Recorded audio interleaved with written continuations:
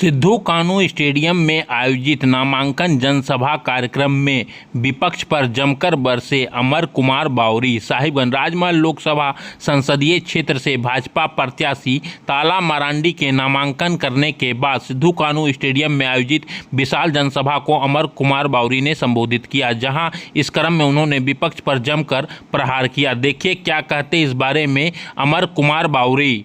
बहुत चिंता और बहुत विचार के लिए लोगों के पास है। कल एक समाचार आया कि देश के अंदर पिछले कुछ सालों के अंदर देश में जो हिंदू की आबादी है वो घट करके 7% घट गई है, वहीं देश के अंदर मुस्लिम आबादी 45% बढ़ गई है। यह खबर एक अलार्म की घंटी है। विशेष करके जब हम संथाल परगना में जब बातें करते हैं और संथाल परगना के इस पूरे डेमोग्राफी की जब हम बातें करते हैं और अपने पूर्वजों की उस लड़ाई को याद करते हैं, चांद भैरव, फूलो जानो, सिद्धू कान्हू, जिन्होंने अपने संस्कृति, अपने भाषा और अपने जल जंगल की जमीन के लिए अपने प्राणों की आहुति दे दी। उसमें मुगल सल्तनत था, उसके बाद अंग्रेजों की सरकार थी, उनके खिलाफ लड़ करके उन्होंने कभी अपने घुटने नहीं टेके, अपने संस्कृति को, अपने प्रकृति को बचाए रखा, आगे बढ़ने का काम किया। लेकिन आज क्या स्थिति है? आज पूरे संथाल परगना में बांग्लादेशी घुसपैठियां हो, चाहे मुस्लिम आबादी की जिस तरह से बढ़ोतरी हुई है, जिस तरह से यहाँ के संसाधनों को उन्होंने लूटने का काम किया है। जब हम 8% आबादी हिंदुओं के घटने की बातें करते हैं तो उसमें दलित भी है, आदिवासी भी है। ये बात हमको चिंतन करने की जरूरत है। सबसे ज्यादा अगर आबादी में यदि घटाव देखा गया है तो इसी सेक्टर में देखा गया है। यह 1 नंबर लोकसभा का क्षेत्र है। आदरणीय मोदी जी जब 2014 में प्रधानमंत्री बने तो सबका साथ सबका विकास का नारा लेकर के वो आगे बढ़ने का काम किए। उन्होंने जो विकास की योजनाएं दी वो हिंदू मुसलमान को भेद करके नहीं दिया। हमने घर दिया तो हिंदुओं को भी दिया, आदिवासियों को भी दिया, दलित को भी दिया, तो हम लोगों ने मुसलमान भाइयों के लिए भी दिया। हमने चावल पहुंचाई तो मुसलमान भाइयों के घर में भी पहुंचाई। हमने आयुष्मान का योजना दिया तो मुसलमान भाइयों के लिए भी दिया।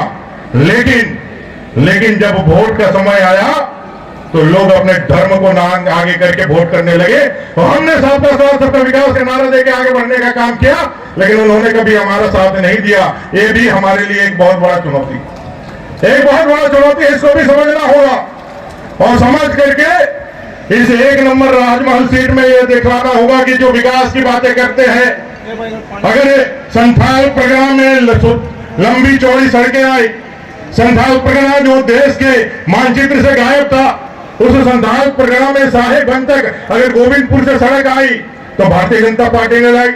अगर संथाल परगना में बिजली आई तो भारतीय जनता पार्टी ने लेके आई। अगर संथाल परगना में घरों तक पानी यदि लेकर के आने का काम हुआ, घर तक पाइप से, तो किसने लेके आया? भारतीय जनता पार्टी ने लेके आया। पहाड़ों में रहने वाले पहाड़ी जाति के लिए अगर यदि डाकिया योजना के माध्यम से अन्न पहुंचाने का यदि काम लेकर के कोई आया तो भारतीय जनता पार्टी ने लेकर के आया। पहाड़िया बटालियन बना करके यहाँ पहाड़ी जनजातियों को यहाँ रोजगार देने का अगर किसने काम किया तो भारतीय जनता पार्टी ने काम किया।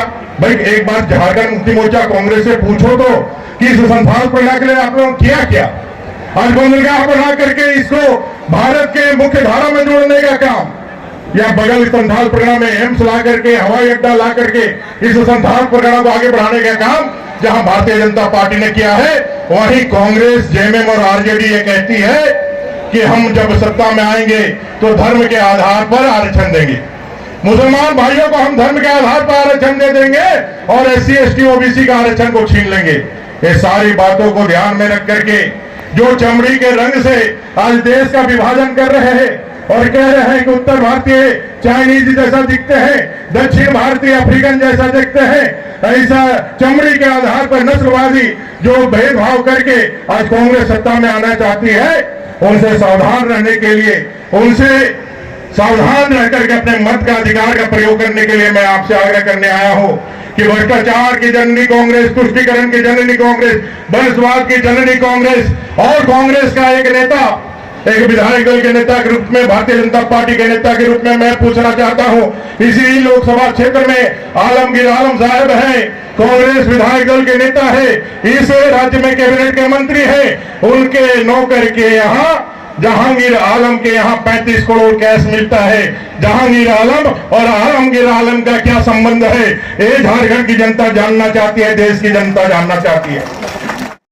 लूटा हुआ पैसा है, ये पैसा लूट करके चुनाव में खर्च करके आपके मत को खरीदने के लिए आने वाले हैं। ऐसे लोगों से सावधान रहिए और अपने माननीय बाबूलाल मरांडी जी के नेतृत्व में हम 14 कमल यहाँ खिलाएंगे। नरेंद्र भाई मोदी जी को भी कमल देंगे, 1 नंबर राजमहल भी कमल खिलेगा। ऐसा हम सबको संकल्प लेना है। 2 बार से हम लोग यहाँ कमल नहीं खिला पाए हैं, लेकिन इस बार माँ गंगा के आशीर्वाद है और गांव के प्रेरणा से हम यहाँ पर कमल खिलाएंगे।